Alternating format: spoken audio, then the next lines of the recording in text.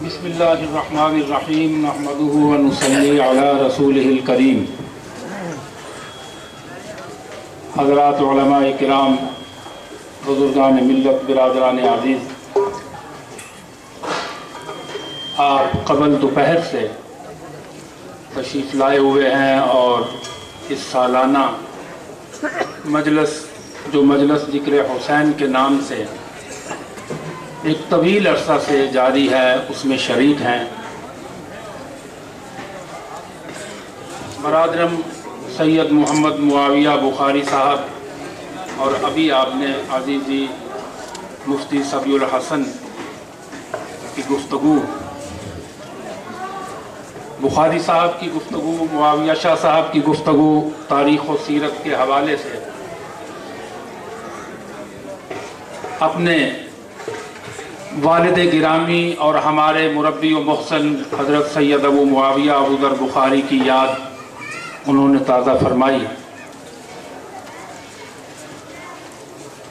وقت بہت ہو چکا ہے اور تھوڑے سے وقت میں عزیزی صبی الحسن نے تھوڑا سا وقت زیادہ لے لیا ہے اور میں کفیل شاہ صاحب کے لیے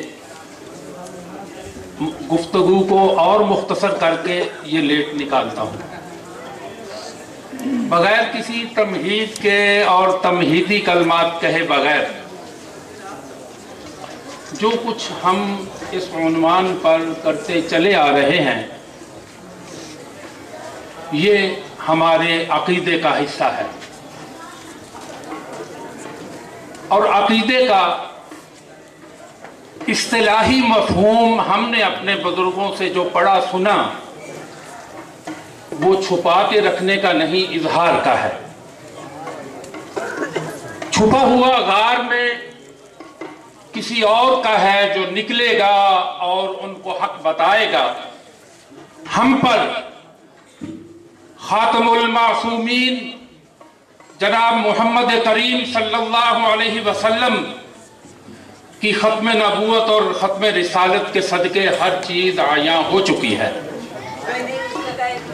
اور صحابہ کی جماعت نے ایک ایک کر کے اس کے پرتو کو کھول کر رکھ دیا ہے کہ جس میں کوئی کمی نہیں ہے۔ بات تنقید کی ہو، تنقیص کی ہو یا تردید کی ہو، بات صحابہ کی نہیں، بات ایک ایک صحابی کی ہے۔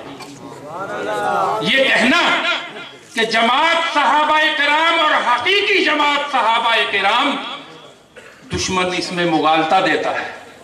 ہم سنتے ہیں ایک ایک صحابی،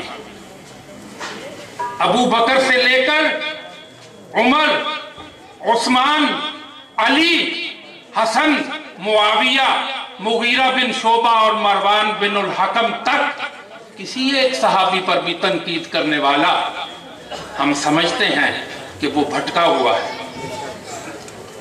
اور ابھی یہ تذکرہ ہوا تھوڑا سا اس پر بھی بالکل درست کہا گیا۔ بالکل انہی خطوط پر ہماری تربیت ہوئی کہ یزید کو جو کہنا چاہتے ہو کہہ لو، وہ صحابی نہیں ہے۔ اس کا تقابل کرنا حسین کے ساتھ یہ زیادتی ہے، ظلم ہے، توہین صحابہ ہے۔ لیکن یزید کے کندھے پر پاؤں رکھ کر معاویہ کی داڑھی کو جو پکڑے گا ہم اس کو کھینچیں گے، پوری قوت سے کھینچیں گے۔ پہلے بھی کھینچا تھا، اب بھی کھینچیں گے، ایسا نہیں ہونے دیں گے۔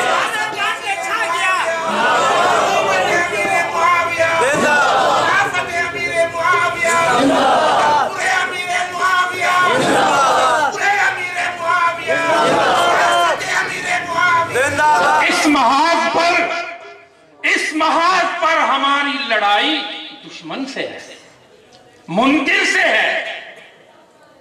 تم راستے میں کیوں آتے ہو؟ اپنے آپ کو اہل حق کے ٹائٹل سے منسوب کرنے والے تم راستے میں کیوں آتے ہو؟ ہم جانتے ہیں، ہمیں معلوم ہے۔ وہ مختصر کرنے کے لیے روندی یارانو لیلے نا پراواں دا. ہم جانتے ہیں ہم تحفظ ختم نبوت اور تحفظ ناموس صحابہ کے میدان کے کارکن اور سپاہی ہیں، اور ہماری تربیت یوں ہوئی ہے. میں بتاتا ہوں، سید ابو ذر بخاری رحمۃ اللہ علیہ نے فرمایا، انہوں نے ہماری تربیت کی، انہوں نے فرمایا کہ ہم نے جماعت احرار کو عقیدے کے تحفظ کے لیے چنا ہوا ہے، ہم اس میں شامل ہیں تو عقیدے کے دفاع کے لیے. فرمایا اگر کبھی ایسا ہو جائے، یہ نصیحت اور وصیت فرمائی کہ اگر کبھی ایسا ہو کہ جماعت احرار پر غلط العقیدہ لوگوں کا قبضہ اور تسلط ہو جائے تو جماعت کو چھوڑنا، عقیدے کو نہ چھوڑنا.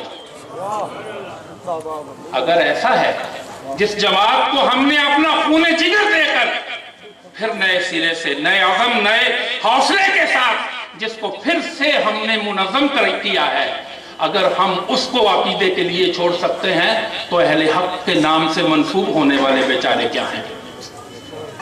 ہمیں معلوم ہے تکلیف کیا ہے، ان تکلیفوں کا علاج بھی ہمارے پاس ہے، لیکن میں یہ عرض کرتا ہوں کہ ہماری لڑائی دشمن سے ہے. نادان دوست راستے میں نہ آئیں، اگر وہ آئیں گے تو پھر ہم کہیں گے کہ تمہارے بزرگوں نے اگر لکھا ہے تو محسن شاہ جی فرمایا کرتے تھے ان بزرگوں کا کوئی بزرگ بھی ہے کہ نہیں؟ اور وہ حضرات صحابہ ہیں. اصحابی کالنجوم، اس میں تخصیص نہیں ہے، اور اہل بیت اور صحابہ کو الگ الگ جذباتی اور حجازی انداز میں بتانا یہ رفض کو تقویت دینے والی بات ہے، یہ کفر کو تقویت دینے والی بات ہے. اور میں مان لیتا ہوں، میں زہر کا یہ گھونٹ پی لیتا ہوں، ہم یہ بات یہاں بھی کرتے رہے ہیں، وہی سبق پھر دوہرا رہے ہیں، اور یہ بات پوری دنیا میں کر رہے ہیں، اور کر کے کہیں بھاگ کے چلے نہیں گئے. ہم ایک سوال کرتے ہیں، پوری دنیا میں کیا ہے اللہ کے فضل و کرم سے، پاکستان میں جہاں موقع ملتا ہے لکھنے پڑھنے اور کہنے کا، اور ملک سے باہر بھی جہاں موقع ملا یہ سوال کیا ہے، آپ کی عدالت میں بھی رکھتے ہیں کہ مان لیا کہ کسی کو کافر نہیں کہنا چاہیے. ٹھیک ہے، ہمارے جامعہ رشیدیہ ساہیوال کے بانی حضرت مولانا فاضل حبیب اللہ رشیدی رحمت اللہ علیہ فرمایا کرتے تھے کہ ہم کافر بناتے نہیں، بتاتے ہیں. ہم بناتے نہیں، ہم تو کفر سے نکال کر لانے کی کوشش کے لیے کوشاں ہیں. ہم بناتے نہیں، بتاتے ہیں. کفر کی نشانیاں بتانا اگر جرم ہے تو قل هو اللہ احد نکال دیجئے قرآن سے. پھر خیر، ایک سوال ہمارا ہے کہ کہتے ہیں جی کافر نہیں کہنا چاہیے کسی کو، جو جہاں لگا ہوا ہے لگا رہے. ٹھیک ہے، میں زہر کا یہ گھونٹ پی کر بات کہتا ہوں کہ یہ ہم نے مان لیا، ہم ایگری، آپ سے موافقت کرتے ہیں، لیکن مجھے ایک سوال ہے میرا، اور وہ ہر جگہ کرتا ہوں، ایسے ہر پروگرام میں جہاں صحابہ کا تذکرہ ہو ہر جگہ کرتا ہوں کہ جو ابو بکر کو غاصب کہے اس کو کیا کہنا چاہیے؟ جو ابو بکر کو غاصب کہے وہ کہنے دینا چاہیے. ہم کہتے، جب کوئی کہتا ہے میں کہتا ہوں دیکھیے یہ ہمارے پاس ہے، یہ عمر کو مرتد لکھا ہوا ہے جناب، یہ کہنے دیجئے. یہ عثمان کو خائن لکھا ہوا ہے، یہ کہنے دیجئے. یہ حضرت جماعت صحابہ کو 5 کو چھوڑ کر باقیوں کو مرتد لکھا ہوا ہے، یہ کہنے دیجئے. اس پر نہ بولیے، اس پر کول مائنڈڈ ہو جائیے، اس پر گیو اینڈ ٹیک کیجئے. جناب امن خراب ہوتا ہے، امن ہم خراب نہیں کرتے. ہم تو کہتے ہیں امن آمنہ کی گود میں ملے گا اور کہیں نہیں ملے گا، اور کہیں نہیں ملے گا. لیکن اگر امن چاہتے ہو، اگر امن چاہتے ہو تو میں کہتا ہوں، لمبی بات نہیں کرتا، امن کمیٹیوں کے اجلاسوں میں جو فارمولہ طے ہوتا ہے، متحدہ علماء بورڈ میں جو فارمولہ طے ہوا، جسٹس سجاد علی نے سپریم کورٹ کی ٹیبل پر جو فارمولہ طے کرنے کی کوشش کی گئی، ہمارے ملک کی اسٹیبلشمنٹ نے ورلڈ اسٹیبلشمنٹ کے متحد اس کے زیر اثر ہو کر اس उस फार्मूले को क्यों सबूताज किया? मिली यकजहती काउंसिल का फार्मूला कहां गया? और जनाब ये कहां का इंसाफ है कि 2% अकलियत को आप वो हुकूक दे रहे हैं जो 35% सुन्नी अकलियत को ईरान में नहीं है। ईरान की शिया आबादी कितनी है?